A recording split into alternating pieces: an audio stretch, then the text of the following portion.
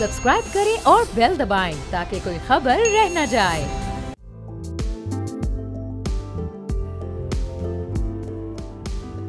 अस्सलाम वालेकुम, मैं और बाब जहांगीर, आप देख रहे हैं प्रोग्राम व्यापार। पाकिस्तान इंटरनेशनल एयरलाइन की बोली 31 अक्टूबर को लगी और जो 6 बिडर्स इनिशियली हमने देखे थे, सामने आए थे, उसमें से 5 बिडर्स बैक ऑफ हुए। सिर्फ एक बिडर, एक ग्रुप सामने आया जो ब्लू वर्ल्ड सिटी था, जिसने 10 अरब की बोली लगाई और उसके बाद 8 रोज़ गुजर चुके हैं और अभी तक ना ही उस बोली को मंजूर किया गया, ना ही उस बोली को मुस्तरद किया गया। गुज़िश्ता रोज़ हमारे साथ PIA के तर्जुमान अब्दुल्ला हफीज़ साहब प्रोग्राम तज्जिया में मौजूद थे और उन्होंने भी ये कहा कि अभी तक हुकूमत इस हवाले से कोई फाइनल डिसीजन नहीं ले सकी है। तो ये हुकूमत की जो इस सिलसिले में कन्फ्यूजन है वो अपनी जगह पर है। अब गुज़िश्ता रोज़ हुआ क्या, एक नई ऑफ़र सामने आई है और वो ऑफ़र सामने आई है एक बैरून मुल्क ग्रुप की जानिब से, जिसने अल नहान ग्रुप ने PIA को ख़रीदने के लिए 125 अरब की ये पेशकश की और उसके साथ साथ जो 250 अरब का खसारा है वो भी वो अपने ज़िम्मे लेने को तैयार हैं, वो भी अदा करने को तैयार हैं। अब वज़ीर निशकारी, वज़ीर हवाबाजी और वज़ीर दिफा समेत दीगर मुतल्लिका हुक्काम को उनकी जानिब से ज़राए के मुताबिक एक ईमेल भी इरसाल कर दी गई है। तो ये दिलचस्पी अब उनकी इस मामले में जब बढ़ रही है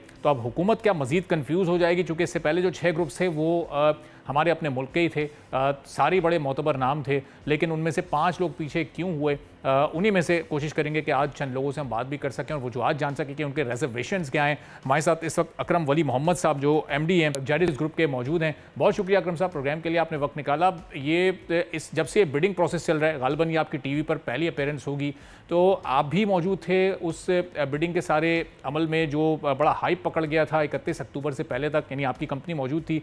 बिडिंग से पीछे क्यों हो गए आप लोग, बैक ऑफ क्यों हुए हैं, क्या वजूहत थी इसकी?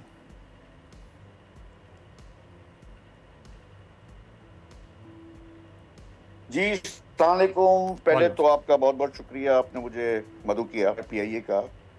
और मैं ये समझता हूँ कि जो हमारी इसके अंदर ऑब्जर्वेशन थी और जो आज भी है कि जो प्राइवेटाइजेशन का अमल PIA के लिए हुकूमत ने जो इनिशिएटिव लिया, इसमें तो कोई शक शुबे की बात नहीं है कि नीयतों का तो साफ जाहिर हो रहा है कि वो ये काम करना चाह रहे हैं, क्योंकि PIA अरसे दराज से एक प्राइवेटाइजेशन के अमल का हिस्सा रही है, लेकिन वो मुकम्मल नहीं हो पा रहा है। तो मैं समझता हूँ गवर्नमेंट ने तो अपनी जो इंटेंशंस थी वो तो खास एस्टेब्लिश करके रखी हुई थी। अच्छा। लेकिन लीक हुआ था शुरू में, जब इसका अमल शुरू हुआ तो उस वक्त बड़े अच्छे अच्छे बिडर्स आए थे, हम खुद भी इसमें शामिल थे। लेकिन अब जब जैसे जैसे हम इस प्रोसेस में आगे बढ़े तो ऐसा महसूस हो रहा है कि बेचने वाले को ये नहीं पता है कि वो बेचे कैसे, और ख़रीदने वाले को ये नहीं पता है कि वो ख़रीदे कैसे इसको। अच्छा। और दूसरी बात यह है कि आप समझते हैं ना कि जिस तरह आप कोई चीज़ बेचते हैं तो पहले उसको आप संवार के, उसको ठीक करके, अच्छी तरह से उसको प्रेजेंट करके प्रोडक्ट बना के बेचते हैं। बदनसीबी से हमारे जो एसेट्स की कंडीशन और जितने इस प्राइवेटाइजेशन और PIA के जो हालात हैं उसको पहले उसके लिए सवालात के जवाबात तैयार नहीं किए गए थे। अच्छा। कि एम्प्लॉयज़ की लाइबिलिटीज़ का क्या बनेगा। अब आप समझते हैं कि अगर कोई बिडर आके 10 अरब रुपए की बिड जी अकरम साहब आपको जी जारी रखिएगा अपनी बात को। जी 100 जहाज आप खरीदेंगे कैसे? इतना बड़ा वर्किंग कैपिटल भी होना चाहिए ना, सिर्फ शेयर्स तो नहीं खरीदने 10 अरब या 50 अरब या 80 अरब में। तो अगर आप एयरलाइन को अगर आपको चलाना है एक बैनुल अक़वामी मयार पे, तो उसको चलाने के लिए करके आपको बहुत बड़ा सरमाया चाहिए इसके लिए। और आप क्या गवर्नमेंट के अगर 60% या 30% या 40% शेयर होंगे तो क्या गवर्नमेंट मजीद पैसा डालेगी? एम्प्लॉयज़ का क्या करेंगे? जो बेचारे इतने लोग बेरोजगार हो जाएंगे, उनके लिए कोई जामे प्रोग्राम है या नहीं है? तो इन सारी चीज़ों के जब जवाबात तसल्ली बख्श नहीं है और हमारे पास प्रोडक्ट इतनी कमज़ोर है, हमारे एसेट्स इतनी पुअर कंडीशन में हैं, तो आप समझ सकते हैं कि लोगों के पास सरमाया करने के लिए करके और बहुत सारी चीज़ें मौजूद हैं। नंबर 1। नंबर 2 बात यह है कि मैं समझता हूं कि इसको फौरी तौर पे गवर्नमेंट को इस प्रोग्राम को आपने पहले भी कंसल्टेंट्स लिए, क्या उन्होंने हमारी गवर्नमेंट को प्राइवेटाइजेशन कमीशन की रहनुमाई नहीं की कि किस तरह से प्राइवेटाइजेशन को लेके चलना है, क्या रोड शोज करने हैं, जिस किस्म के बिडर सामने आए, क्या कंसल्टेंट इसके लिए तो नहीं इंगेज हुए थे कि इस तरह की बिडिंग होगी या इस तरह का प्रोग्राम लेके आगे चलेंगे। तो थोड़ा सा गैर संजीदा भी अमल लगाए। और मैंने जैसे कहा ना कि गवर्नमेंट की तो नीयतें लग रही हैं प्राइवेटाइज करने की, और करना चाहिए भी, मगर पीआईए की प्राइवेटाइजेशन से शुरू होती है प्राइवेट गवर्नमेंट की पॉलिसी और खत्म भी इसी पे होती है। हर सारी दुनिया वॉच करती है दूसरे सिक्योरिटीज कैसे आप प्राइवेटाइज करेंगे जब तक इतना बड़ा एक आपके आगे एक टारगेट रखा हुआ है पीआईए का। पहले इसको मुकम्मल करेंगे तो दूसरी चीजें भी बड़ी आसानी से हो जाएंगी, तो इसलिए इसको जरा संजीदगी से लेना पड़ेगा। सही।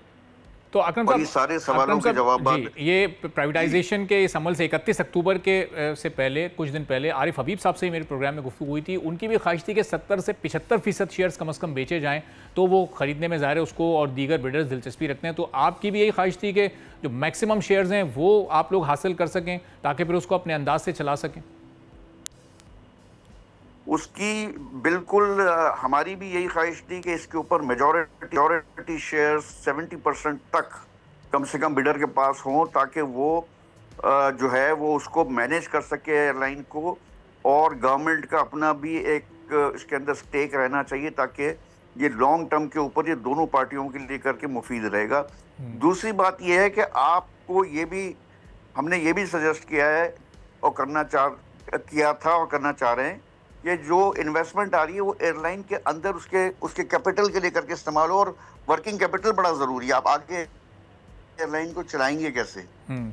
तो इसी वजह से जब इन सारे सवालों के जवाबात तसल्ली बख्श नहीं थे और क्लैरिटी नहीं रही है, तो लिहाजा जो जेन्युइन बिडर्स थे अब वो इंतजार कर रहे हैं कि जब मजीद हालात खराब हो तो हम आकर के फिर उस वक्त देखेंगे कि क्या करना है। अच्छा। ये सारे इस वक्त विड्रॉ हो गए या पूरा प्रोग्राम बैक बर्नर तो अकरम साहब, अभी जब 60% शेयर्स की जो रेफरेंस प्राइस थी वो हुकूमत ने 85 अरब रखी है, तो अगर ये ज़्यादा यानी 80% रेफरेंस ये अगर शेयर्स बेचने पर जाते तो फिर ये प्राइस तो 100 अरब से भी ज़्यादा हो जाती। तो फिर उस सूरत में कहाँ तक जा सकता था आपका ग्रुप या दीगर बिडर्स? वो कितनी बिड लगाते? चूँकि ब्लू वर्ल्ड सिटी ने 10 अरब लगाई, ये हुकूमत के नज़दीक तो कुछ भी नहीं है।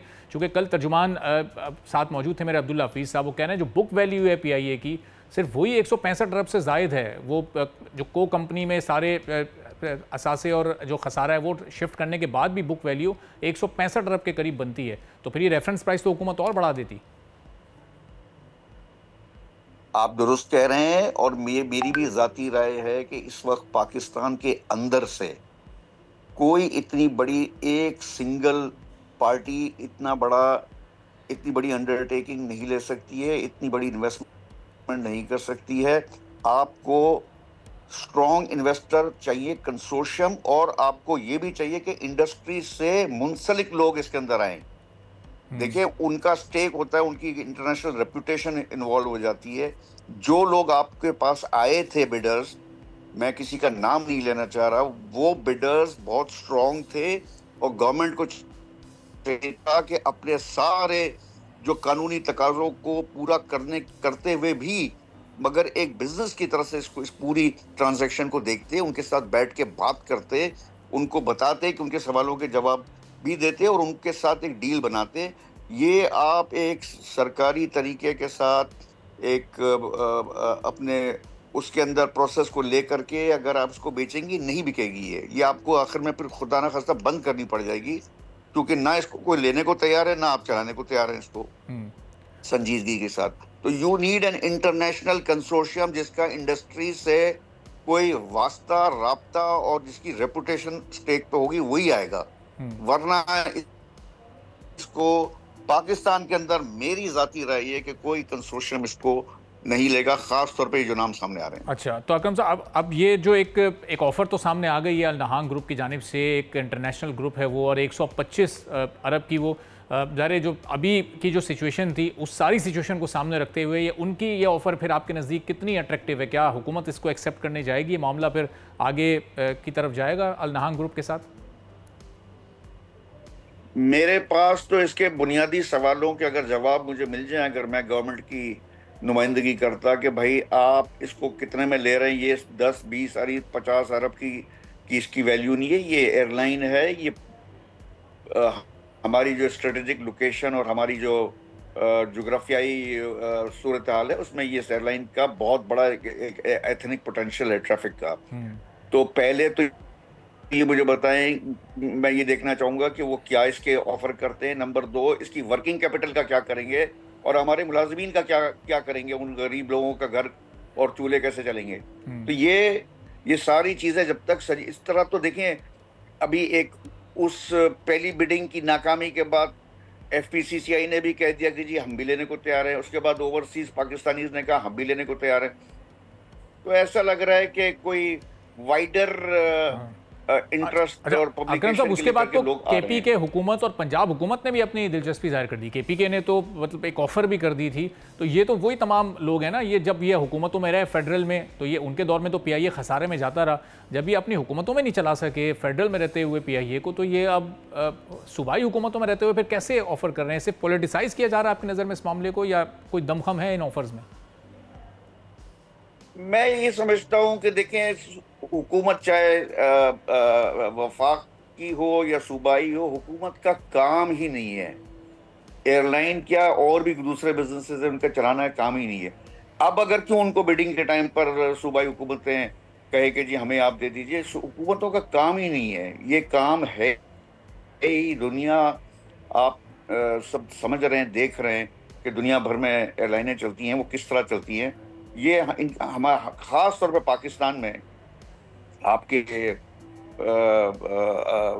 इस हमारे मुल्क के अंदर हमारा काम नहीं है, हमारी सरकार गवर्नमेंट का, कि वो चाहे वफाक के सतह पे हो या सूबाई सतह पे हो कि वो एयरलाइन चलाए।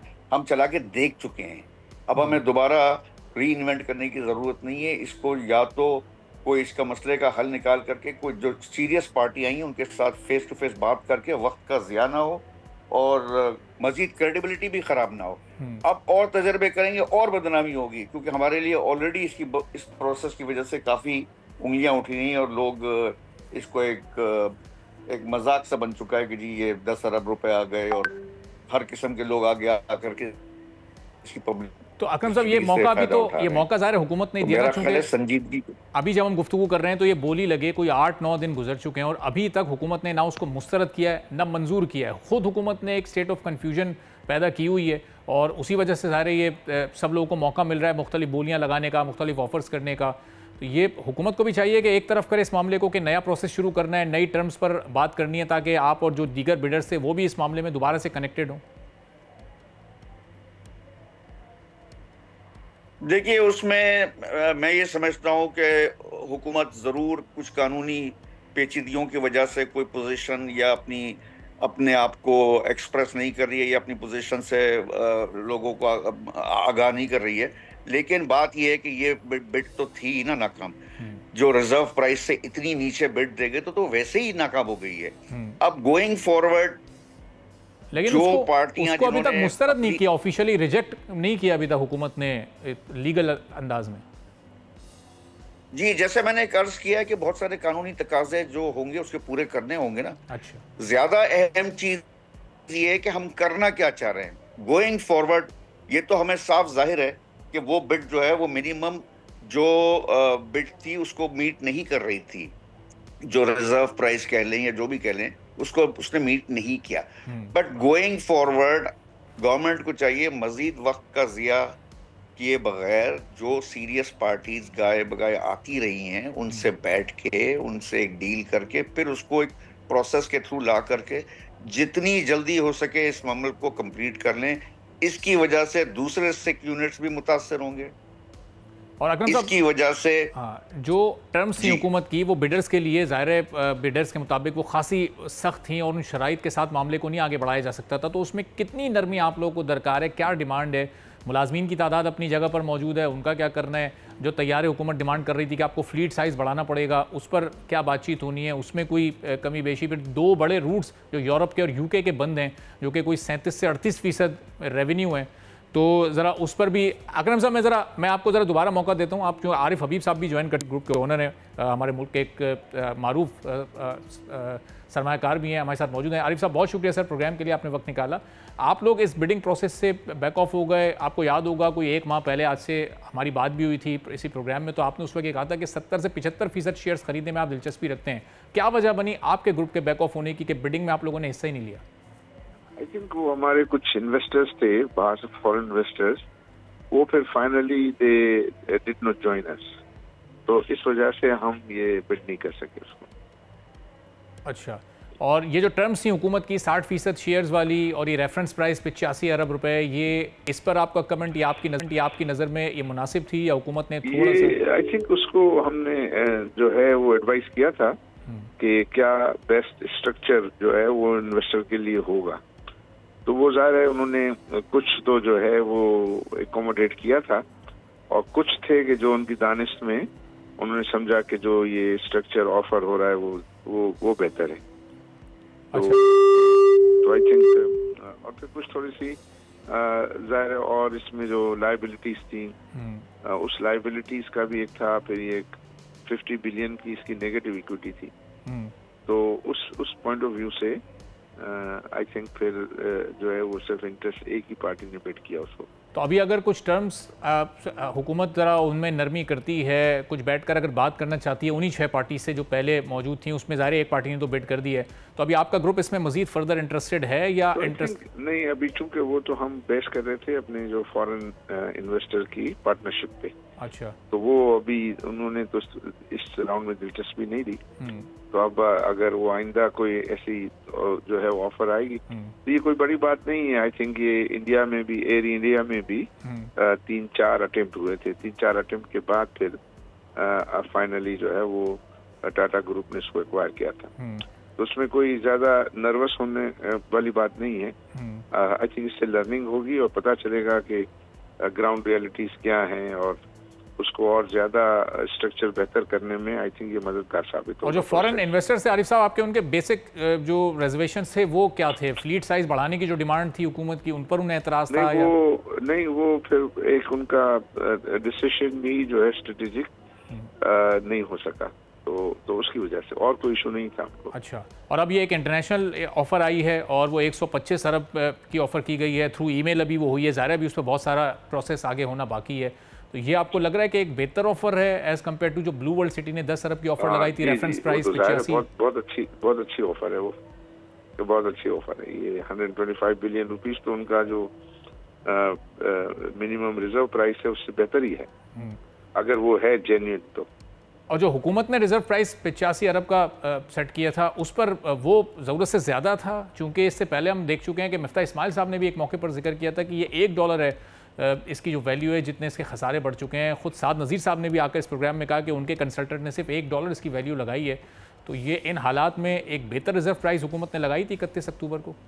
आई थिंक उसके मुख्तलिफ एलिमेंट्स हैं और उन एलिमेंट्स की वैल्यूएशन जो है, कुछ उनके एसेट्स भी हैं, कुछ रूट्स भी हैं, और वो रूट्स की जो स्टेटस क्या है इसके ऊपर जो है वो डिपेंड करता है।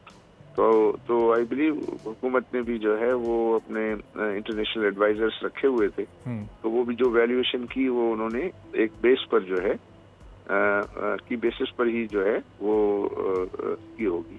ठीक है, तो उसको डाउट करना तो आई थिंक इतना मुनासिब नहीं। अब वो तो इंडिविजुअल जो इन्वेस्टर्स पर डिपेंड करता है कि वो उनकी दानिश में जो है उसकी वैल्यू क्या बनती है। ठीक है, तो अकरम वली साहब अब आप ये बताइएगा कि जो हुकूमत की जो टर्म्स थी, आप ज़ाहिर है कि वो इनिशियली बहुत सख्त थी आप लोगों के लिए, अब अगर उसमें कौन कौन सी ऐसी नरमी हो सकती है जिस पर फिर आप या दीगर लोग आएँ वापस? चूँकि आरिफ हबीब साहब के पास जो इन्वेस्टर्स थे फ़ौरन उनका तो इंटरेस्ट ख़त्म हो चुका, तो ये 6 से आप समझें कि ये 5 लोग ही रह जाएंगे अगर आगे ये मामला दोबारा से शुरू होता है। तो आप लोगों को अभी आपकी क्या डिमांड है हुकूमत से कि कौन सी शराइत में अपनी वो नरमी करे फौरी तौर पर?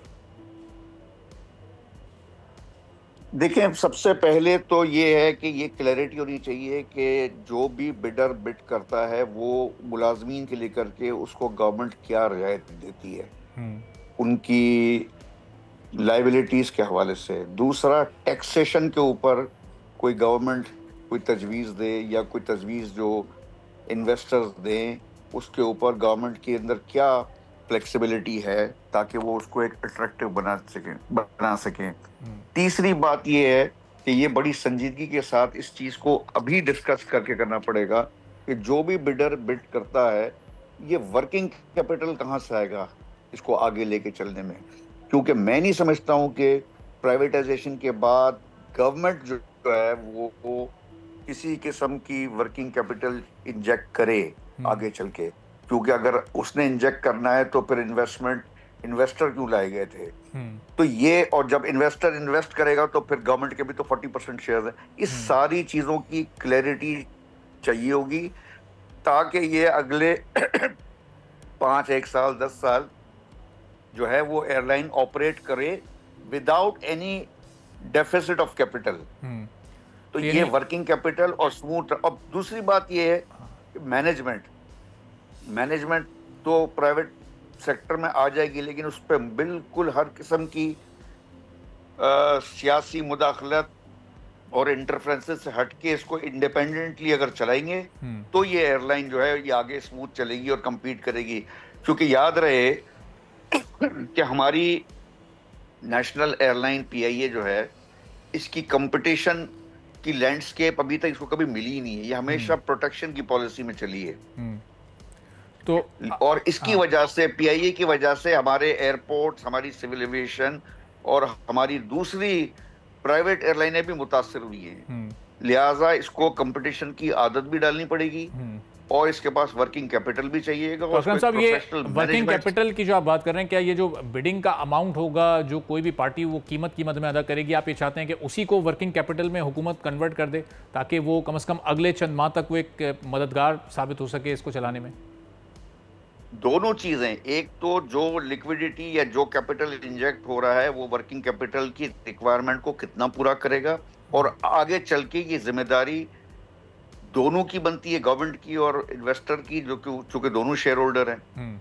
तो ये सारी चीजों की वजाहत और क्लियर एक मैप होना चाहिए इसका। सही। और जो स्टाफ की लायबिलिटी है, क्योंकि वो 7,000 से जायद उनकी तादाद है और उसमें ज़ाहिर है हर लेवल का उसमें वर्कर शामिल है, तो अब उस तादाद पर एतराज़ है लोगों को या जो पूरी कॉस्ट है उस पर बिडर्स का एतराज़ था, या कोई भी कंपनी जो भी इसको एक्वायर करेगी, तो ये कितने लोग आपको चाहिए होंगे इस एयरलाइन को प्रॉपर्ली चलाने के लिए, जहां मैक्सिमम जो तैयारों की तादाद है वो फिलहाल तो 33 है। देखिए, जो इस वक्त प्रेजेंट फ्लीट है और जो जितने जहाज हैं उसके अंदर तो ये हजारों के मुलाजमीन तो नहीं खप सकते ना, ये तो मॉडल ही टोटल फेलियर की तरफ है। तो इसका जवाब तो किसी न किसी ने, जिम्मेदारी किसी न किसी ने लेनी पड़ेगी। जाहिर है उन मुलाजमीन का भी कसूर नहीं है, और एक बिडर ने तो बड़े वसूख से कह दिया कि जी हम किसी को बेरोजगार नहीं होने देंगे। तो बेरोजगार तो नहीं होने देंगे, लेकिन आप एयरलाइन भी चलानी है और आपने उनको बेरोजगारी से भी बचाना है। ये गवर्नमेंट को जवाब देना है, ये गवर्नमेंट की जिम्मेदारी है कि वो इन लोगों के लिए क्या मौके ऐसे पैदा करें। अभी चूंकि 33 हैं यहाँ पर तैयारों की तादाद, तो एक तैयारे पर अगर आप एवरेज मुलाजमीन निकालें तो वो कोई 200, 215, 220 के करीब बनता है। जब आप हुकूमत की शर्त को मानकर 45 आपको करना पड़ेगा तैयारों को, तो वो ऑटोमेटिकली वो जो एक एवरेज फिगर है वो खुद डाउन हो जाएगा, चूँकि फिर आपकी फ्लीट्स भी बढ़ जाएंगी।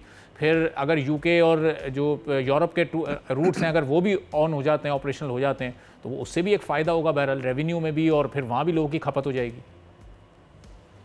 PIA का जो मुस्तकबिल यूरोप और अमेरिका के हवाले से बहुत ही मुस्बत है और बहुत पॉजिटिव इसका आउटलुक है, इसमें तो कोई दो राय नहीं है। लेकिन सवाल यह है कि आप कितने मुलाजमीन रखेंगे और कितने मुलाजमीन ऐसे हैं जो अहलियत जिनकी नहीं है या कॉम्पिटेंट नहीं है। उनके बारे में ये फैसले मैनेजर्स ऑफ द एयरलाइन जो हैं उनको करने पड़ेंगे, या इन्वेस्टर को करने पड़ेंगे, या बिडर को करने पड़ेंगे।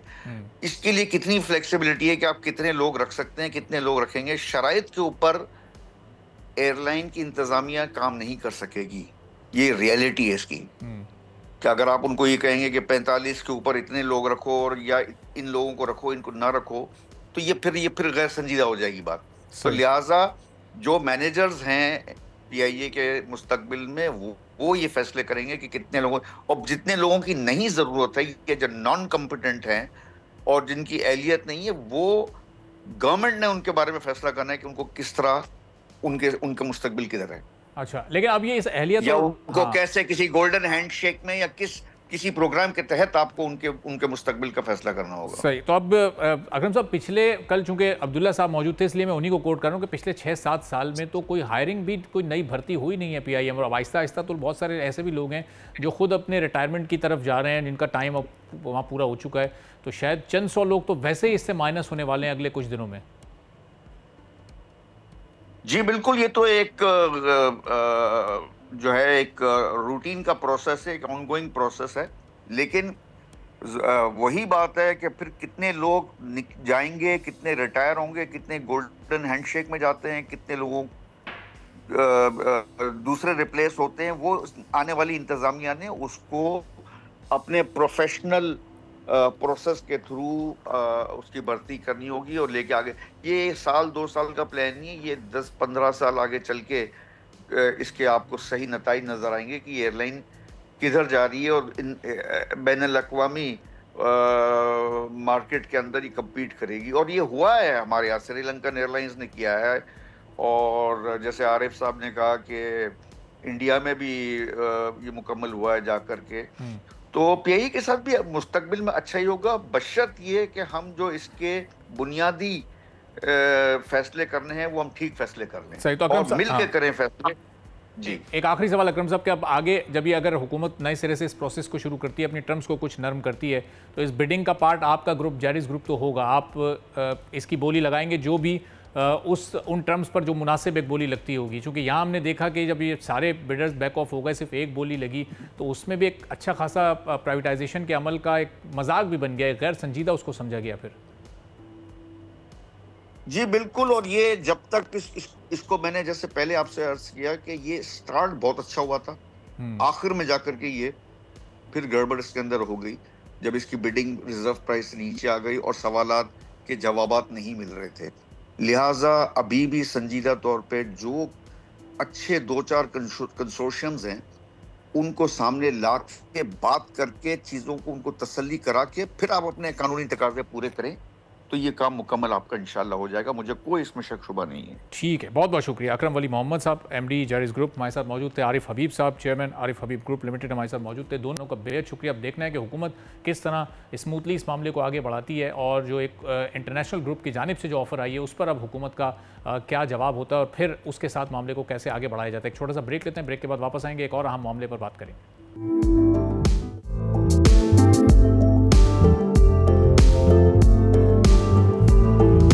एक बार फिर आपको प्रोग्राम में खुशामदीद कहेंगे। और IMF प्रोग्राम में जाने से पहले बहुत सारे ऐसे आहदाफ थे जो कि हुकूमत पाकिस्तान और IMF के दरमियान तय हुए और FBR को वाज़ेह हिदायत दी गई थी कि जो रिटेल सेक्टर है उससे ताजिर दोस्त स्कीम के ज़रिए तकरीबन 25 अरब रुपए की टैक्स कलेक्शन करनी है। लेकिन महीनों की कोशिश के बाद भी हमने देखा क्या कि वहाँ से सिर्फ अभी तक 13 लाख रुपए ही, चंद हफ्तों पहले की जो रिपोर्ट है कुछ दिन पहले की, उसके मुताबिक सिर्फ 13 लाख रुपए ही जमा हो सके। जिसके बाद कुछ स्टेप्स लिए गए, ताजिर दोस्त सेल को तहलील किया गया, उसमें जो तैनात अफसरान थे उनको वापस अपने अपने जोन्स में रिपोर्ट करने की हिदायत जारी की गई। तो ये स्कीम मुकम्मल तौर पर नाकामी से दो चार होती दिखाई दे रही है, जिसमें जो इब्तदाई चंद महीने थे उसमें सिर्फ चंद 100 ताजिर ही अपने आप को रजिस्टर करवा पाए थे और कोई ऐसे इक़दामात हुकूमत की जानिब से मौसर तरीके से नहीं उठाए गए कि ताजिरों को न सिर्फ इस स्कीम में रजिस्टर किया जाता बल्कि उनसे उनको मजबूर किया जाता कि वो न सिर्फ इनकम टैक्स रिटर्न्स फाइल करें बल्कि वो रिटर्न्स नील ना हो और उसमें उन्होंने अपना टैक्स भी पे किया हुआ हो। तो अब इस सिलसिले में आगे हुकूमत के पास क्या मज़ीद ऑप्शंस हैं, मुख्तलिफ ऐलानात भी किए गए, क्या उन पर इम्प्लीमेंट हो सकेगा, क्या वो सख्त इक़दाम उठाए जा सकेंगे, इस पर हम गुफ्तगू करेंगे। इकराम मोती साहब से, माहिर माशियात हैं, टैक्स के मामलों पर बड़ी गहरी नज़र रखते हैं। तो इकराम साहब, अब हुक्म कर रही है कि जो नॉन फाइलर्स हैं या ख़ास तौर पर वो लोग जो कि जो ताजिर कम्युनिटी से ताल्लुक़ रखते हैं और ताजिर दोस्त स्कीम में उन्होंने अपने आप को रजिस्टर नहीं करवाया, रजिस्टर करवाया तो वहाँ पर नील रिटर्न्स फाइल कर दिए, अब करना क्या है, ये रिटेलर से कैसे टैक्स लेना है, फिर जो दीगर सेक्टर्स हैं उनकी तरफ भी फिर हम आते हैं ज़रा। जी, दरहकीकत बात ये है कि हम IMF से ये कह देते हैं कि हम पाकिस्तान को एक टैक्स पेइंग पैराडाइज बनाने वाली है। हम हुकूमत को कह देते हैं कि हम कर्जे कम लेंगे। अब हम कह देते हैं IMF को कि हम अब डॉलर के लिए एक्सपोर्ट को बढ़ाएंगे। लेकिन करते हम क्या हैं, हमारी पॉलिसी क्या है? असल में हमारी पॉलिसी ये है कि हुकूमत खसारे जारी रखेगी लेकिन टैक्स पूरा नहीं लेगी। जब खसारे बढ़ते जाएं और टैक्स कम होता जाए तो इसका मतलब है कि आपको कर्जों की जन्नत बन गए। अच्छा, इस पे IMF बार बार हमें टोकता है कि ये ना करो, लेकिन बात ये है कि जो बेसिक पॉलिसी है वो ये है कि इनकम टैक्स जो है उसको कामयाब नहीं होने देना। जो अमीर लोग हैं जिनके पास पैसा सबसे ज्यादा है, जो कि इस मुल्क के तकरीबन 10% लोग हैं, उनसे टैक्स नहीं लेना। क्यों? क्योंकि उनसे टैक्स ले लिया और उनको हमने एकदम डॉक्यूमेंटेड कर लिया उनकी सारी चीजों को, तो फिर पाकिस्तान में सरमायाकारी नहीं करेंगे, वो ऊपर सरमायाकारी बाहर करेंगे।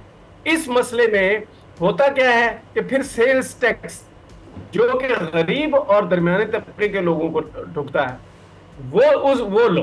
अच्छा, जब वो लेते हैं तो जो सप्लाई होती है रिटेल को, उसका भी रिकॉर्ड खत्म, और जो रिटेलर है वो भी कोशिश करता है कि मेरी सेल का रिकॉर्ड ना हो। अच्छा, उसमें फिर तीसरा पहलू आ जाता है, वो है करप्शन, कि आपने जो सप्लायर है और जो रिटेलर है दोनों को, सप्लायर जो होते हैं वो डीलर होते हैं, जो डीलर हैं उनकी भी डॉक्यूमेंटेशन नहीं की और आपने कोशिश की सिर्फ रिटेलर की डॉक्यूमेंटेशन की। अब जो रिटेलर है अगर उसको टैक्स ज्यादा देना पड़ जाए तो वो बाज़ औक़ात अपने बिजली और गैस के बिल, नौकरों की तनख्वाहें, किराया, ये सारा जो है, क्योंकि चेन होती है आजकल तो बड़े बड़े स्टोर हैं, तो वो दे नहीं पाते। तो वो करते क्या हैं कि वो अमले के साथ मिली भगत के जरिए अपने जो सेल है उसको सप्रेस कर देते हैं, उसको कम दिखाते हैं। जब वो कम दिखाते हैं तो ये मसला हल होने का नहीं। आपने पॉलिसी चेंज करनी है, आपने करप्शन को खत्म करना है और आपने सही जगह से टैक्स लेना है। सबसे ज्यादा टैक्स आपको आना चाहिए इनकम टैक्स में, और इनकम टैक्स जो है वो सबसे कम टैक्स है। इसका मतलब क्या हुआ? इसका मतलब ये हुआ कि इनकम टैक्स की चोरी में मदद दी जाती है। जो डीलर है और रिटेलर है उस पर धावे तो बोले जाते हैं, लेकिन जो तरीका है उनसे टैक्स लेने का वो डिजिटल तरीका है कि आप अपना ये पक्का करें कि जो टैक्स है, पहले तो जो इनकी इन तमाम लोगों की जो रजिस्ट्रेशन है, जो इनका डेटा है, कम से कम वो जमा करने का ही एक स्मूथ तरीका बना लिया जाए ना। ये कोशिश तो ये की गई थी इस स्कीम को लाकर इस ऐप के जरिए कि शायद सब लोग इसमें रजिस्टर हो जाएंगे। महीने गुजर चुके हैं, अभी तक ये 6 हिस्सों वाले फिगर तक भी हम नहीं पहुंच सके, यानी लाख बंदा भी हम रजिस्टर नहीं करा सके। देखिए $4 बिलियन जो हैं ये आए पाकिस्तान आज से 10 साल पहले, रेवेन्यू रेजिंग के नाम पे आए। इसको मैंने काफी दफा रिपोर्ट किया कि ये फेल हो गया। उससे पहले $150 मिलियन आए टैक्स मशीनरी को ठीक करने के लिए IMF से। ये सारे पैसे जो हैं इसका अब कोई हिसाब भी नहीं दे रहा कि वो पैसे कहाँ गए। पैसे लगे हैं इस मामले में, डिजिटल करने में भी, हर चीज में। इवन बोलियां बोली गई बहुत से जगह पर ताकि वो जो मशीन है जो ये बताए कि कितना पैसे आए, कीमत कितनी थी, वॉल्यूम कितना था किसी चीज का जो कि रिटेल में बिक रहा है, और उसकी कीमत क्या थी और टैक्स कितना दिया गया, वो भी फेल कर दिया गया। रेवेन्यू रेजिंग चारों सूबों में लगना था, वफाक में भी लगना था। जो $150 मिलियन IMF से लिए वो ट्रेनिंग में लगना था, और उसके अलावा डिजिटल जो इंफ्रास्ट्रक्चर है उसमें लगना था। वो सारे पैसे कहाँ गए इसका हिसाब FBR कभी नहीं देता। मैं जब भी FBR के किसी बड़े अफसर से या रिटायर्ड अफसर से पूछता हूँ कि वो $150 मिलियन और $4 अरब इसके वर्ल्ड बैंक के वो कहाँ गए, तो वो कहते हैं कि जी वो खाए गए। अच्छा, वो खाए गए, किसने खाए? किसी के पास कोई हिसाब नहीं है। अगर होता तो ये पाकिस्तान का ठीक है। चलें इकराम सर, इस पर आने वाले दिनों में मजीद तफसील से बात करेंगे। बहुत बहुत शुक्रिया इकराम होती हमारे साथ मौजूद थे। इसी के साथ नाज़रीन आज के प्रोग्राम से इजाज़त दीजिए। अल्लाह हाफ़िज़।